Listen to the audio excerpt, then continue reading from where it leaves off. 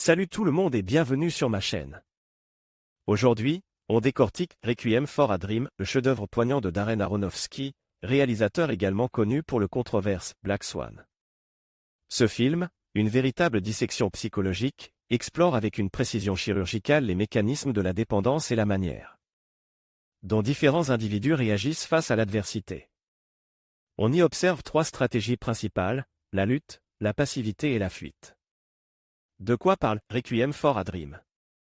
L'histoire suit quatre personnages, Harry et Marion, amoureux rêvant d'ouvrir une boutique de vêtements, Tyrone, l'ami de Harry, anime par une ambition démesurée, et la mère de Harry, Sarah, obsédée par une apparition à la télévision. Chapitre 1, la lutte. Harry et Tyrone, dans leur quête effrénée de réussite, se lancent dans le trafic de drogue. L'argent afflue, mais leur addiction les rattrape. Ils deviennent des consommateurs compulsifs, passant d'une substance à l'autre.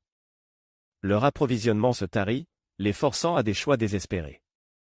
Marion, quant à elle, se prostitue pour survivre. Sarah, elle, se lance dans une lutte acharnée contre le poids pour pouvoir porter une robe pour une émission de télévision. Son régime drastique la conduit à une dépendance aux pilules amaigrissantes. L'ironie est cruelle, alors que Sarah lutte pour son apparence, Harry et Tyrone luttent pour leur prochaine dose.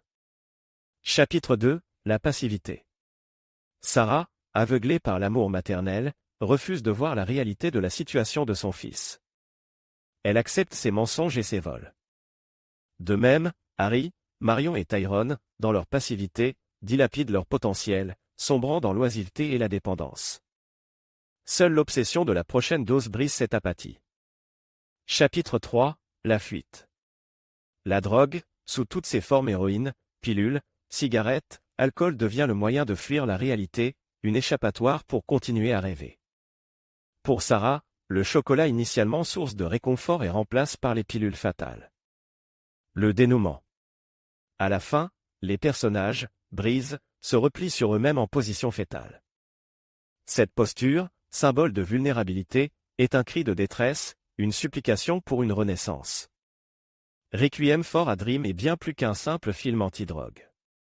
C'est une œuvre puissante qui explore les ravages de l'addiction, la fragilité humaine et la manière dont nos rêves peuvent se transformer en cauchemars.